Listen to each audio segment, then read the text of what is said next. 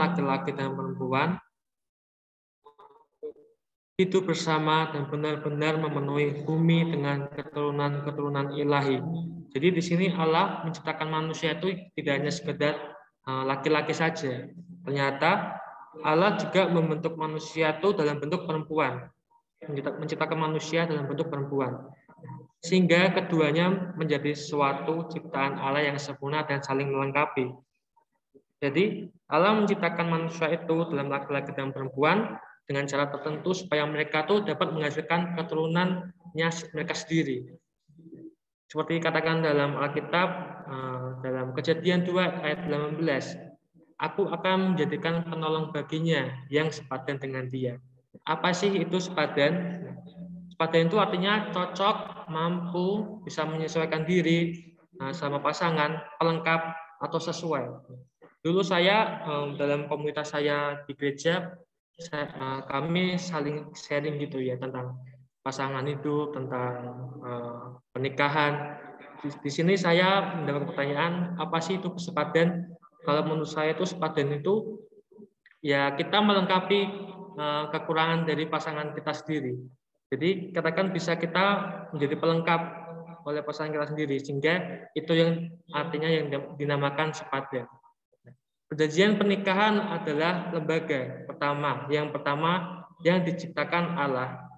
Kita masih ingat ya kemarin kelompok 2, kelompoknya event pernah berkata bahwa pernikahan itu adalah lembaga suci yang dibuat oleh Allah, yang diciptakan oleh Allah. Dalam pernikahan laki-laki dan perempuan saling menjadi bagian satu sama lain. Mereka dipersatukan menjadi satu kesatuan. Sejak awal Allah telah merencanakan atau menentukan laki-laki dan perempuan itu bersama dalam pernikahan. Nah, jadi Allah itu memanggil laki-laki dan perempuan itu berbeda individu. Nah, Allah menyatukan dalam suatu hubungan pernikahan. Nah, mereka dipaksa untuk disatukan dalam tingkah laku mereka, perasaan mereka, tujuan mereka dalam pernikahan itu. Kemudian pernikahan merupakan rencana Allah untuk manusia, sebab rencana Allah untuk manusia adalah bahwa Allah tinggal dalam pernikahan, rumah tangga, dan keluarga itu. Apa sih rencana Allah membuat manusia ini, laki-laki dan perempuan disatukan dalam pernikahan? Karena Allah ingin Allah itu ada di tengah-tengah keluarga itu. Sehingga keluarga itu, rumah tangga itu, pernikahan suci itu boleh mengalami hadirat Tuhan. Supaya Allah hadir di tengah-tengah keluarga itu.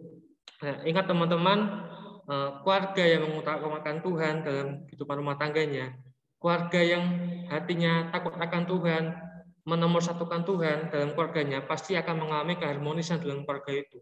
Akan terjadi damai sejahtera dalam keluarga itu. Nah, dalam pernikahanlah Tuhan menyatakan kehendak-Nya terhadap manusia untuk saling berpasang-pasangan. Nah, di sini saya mau menekankan kepada teman-teman, kita seringkali kan pernah berpikir masa khawatir ya dalam masa muda kita, kok aku belum dapat pasangan ya, aku udah berumur kepala 2, kok belum dapat jodoh ya dari Tuhan.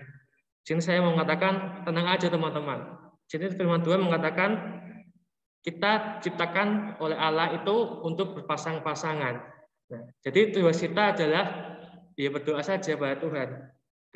Ketika kita berdoa, Tuhan pasti menyiapkan, Tuhan pasti memberikan terbaik, sedang memproses seseorang yang terbaik buat hidup kita. Nah, pertemuan keduanya itu diprakarsai, artinya diusahakan, diupayakan oleh Tuhan dalam Kejadian 2 ayat yang ke-22.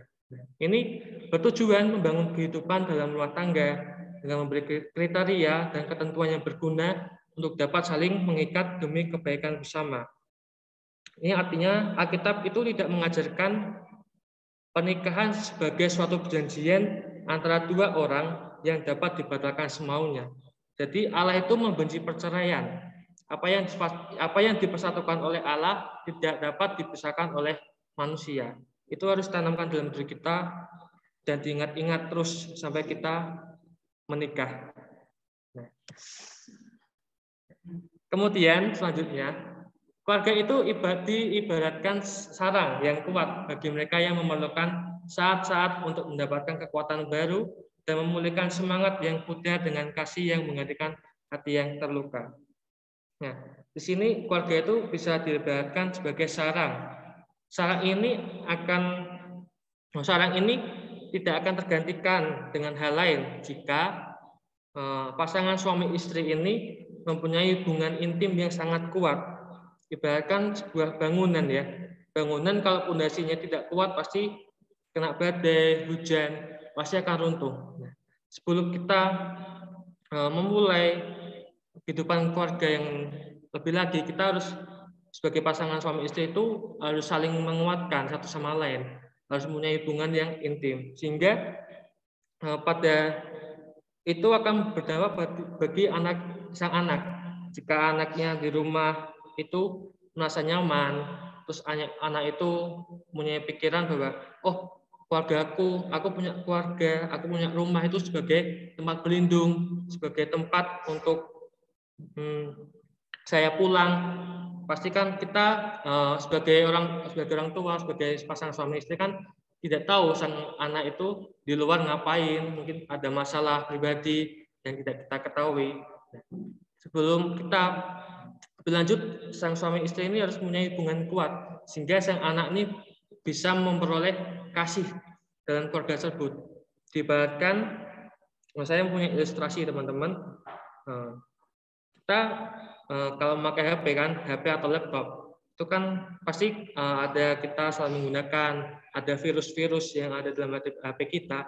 Nah, itu apa yang terjadi jika kita tidak membersihkan virus-virus itu tersebut? Itu akan berdampak pada HP kita, mungkin itu menghambat jalannya aplikasi di HP kita, atau mungkin kinerja sistem dalam HP kita itu semakin melambat. Nah, terus apa tindakan kita? Ya kita harus membasmi, kita harus membersihkan virus tersebut dari HP kita. Terus ketika kita sudah membersihkan itu, kita pulihkan HP kita dengan cara merestart power HP kita. Nah, itu sama juga sang anak ibaratkan, sang keluarga itu diibaratkan seperti HP tersebut. Jika ada permasalahan dalam keluarga, jika ada problematika atau konflik dalam keluarga, itu harus saling terbuka gitu. Jadi sang anak itu tidak punya pikiran bahwa aku di luar ada masalah, tapi keluargaku juga ada masalah. Jadi tidak seperti itu. Jadi dalam keluarga itu harus ada namanya pemulihan, sehingga satu sama lain keluarga itu merasa saling mengasihi, merasa saling menerima satu sama lain. Nah, sini kelompok kami ada beberapa yang mengenai keluarga memenuhi sejumlah fungsi yang sangat penting. Yang pertama, dalam keluarga kebutuhan akan kasih sayang itu terpenuhi. Jelas sekali ya, kalau dalam keluarga itu harus ada yang namanya kasih sayang yang terpenuhi. Lalu yang kedua, menyediakan sarana yang tepat untuk kebutuhan seksual. Itu sudah pasti ya, seks itu juga berasal dari Tuhan. Lalu nomor 3, melahirkan dan membesarkan anak. Nah, fungsi keluarga juga tidak hanya melahirkan, tapi juga membesarkan anak, memberikan pendidikan yang tinggi buat anak, memberikan harapan masa depan yang terbaik buat anak. Lalu yang keempat, keluarga juga berfungsi sebagai unit ekonomi yang efisien. Artinya keluarga harus bisa memanage keuangan sehingga akan menghasilkan keluarga yang bisa mempunyai unit ekonomi yang sangat baik. Kemudian keluarga merupakan satu kesatuan dari keberbedaan, sebab diawali dari penyatuan dua individu, laki-laki dan perempuan, yang memiliki keberbedaan dari segenap aspek kehidupan. Kecenderungannya adalah saling berusaha untuk mengubah satu sama lain, namun menolak atau kurang bisa menerima perbedaan masing-masing. Nah, sehingga perbedaan tersebut yang sering menimbulkan konflik dalam keluarga. Di sini artinya laki-laki perempuan ini kan sebagai satu individu ya. Mereka disatukan dari segala aspek kehidupan mereka, latar belakang mereka yang berbeda, yang sangat berbeda, itu disatukan dalam pernikahan. Nah, itu akan banyak mengalami perbedaan antara satu dengan yang lain. Nah, masing-masing individu itu fokus untuk mengubah sifat pasangannya. Jadi si suami ini fokus pada pasangannya, apa yang harus aku ubah dari pasanganku ini. Sebaliknya juga sang istri, apa yang bisa aku ubah dari sifat suamiku yang kayak gini untuk aku bisa ubah.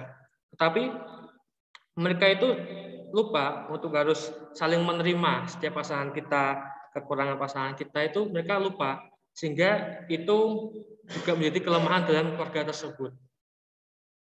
Nah, kemudian dari kelompok kami memberikan ada beberapa hal yang dapat menimbulkan konflik dalam keluarga dan menjadi faktor-faktor penyebab konflik keluarga. Yang pertama adalah harapan-harapan yang tidak realistis. Artinya, misalnya nih, mau ada pasangan laki-laki dan perempuan ini mau menikah. Nah, mereka itu mempunyai harapan ke depannya bahwa pasti aku dalam pernikahanku ini pasti akan bahagia selamanya, pasti mempunyai hubungan seksual yang terpenuhi satu sama lain, dan aku pasti tidak akan merasa kesepian lagi. Nah, itu jika salah satu dari pasangan ini tidak memberikan harapan-harapan yang pasti, dan itu akan menghasilkan kekecewaan. Nah, itu juga menimbulkan konflik dalam keluarga tersebut dari kedua belah pihak itu. Lalu yang kedua, ketidakpuasan seksual. Hal ini juga dapat menyebabkan kekecewaan terhadap pasangan yang mengakibatkan mengendornya hubungan pribadi suami istri.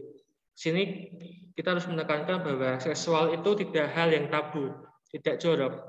Nah, tadi saya katakan seksual itu juga berasal dari Allah di tempat yang benar. Ya, jika pasangan suami istri kan dalam pernikahan sah, pernikahan suci yang diberkati oleh Tuhan di altar, diberkati oleh pendeta. Nah, itu seksual itu tidak lagi bersifat tabu, tapi bersifat kudus di hadapan Allah. Nah, jika konsep suami istri ini tentang seksual salah, ini juga akan dapat menimbulkan konflik dalam keluarga, terutama hambatannya mengenai psikologis, yang artinya nanti sang istri takut atau merasa cemas tentang kehamilannya kayak gimana. Nah, kemudian poin yang ketiga yaitu masalah pengendalian keuangan. Nah, kita pasti bicara tentang keuangan itu hal yang sangatlah penting dalam keluarga ya. Survei para ahli menyatakan lebih dari 50% perceraian disebabkan karena masalah keuangan dalam keluarga. Artinya konflik dalam keuangan ini juga muncul dalam keluarga tersebut karena mungkin pengaturan keuangannya yang kurang tepat, perencanaan belanjanya yang kurang tepat, mungkin pemasukannya lebih sedikit daripada pengeluarannya yang besar, itu juga akan menimbulkan konflik dalam keluarga. Kemudian poin yang keempat yaitu kehidupan rohani. Kita dalam keluarga ini bisa saling mengenal apakah suami atau istri ini memiliki kedewasaan rohani. Apakah pasangan suami istri ini menanamkan hal-hal nilai-nilai rohani kepada sang anak mereka. Nah, orang tua ini selain menjadi orang tua, suami istri juga harus bisa menjadi guru dalam keluarga untuk bisa mendidik anaknya dalam segi rohani, spiritualitas, sehingga sang anak ini atau keluarga ini boleh mengalami kehidupan rohani yang sangat-sangat kuat. Presentasi selanjutnya saya serahkan kepada rekan saya, Greselia. Baik, saya akan lanjutkan. Selanjutnya kita akan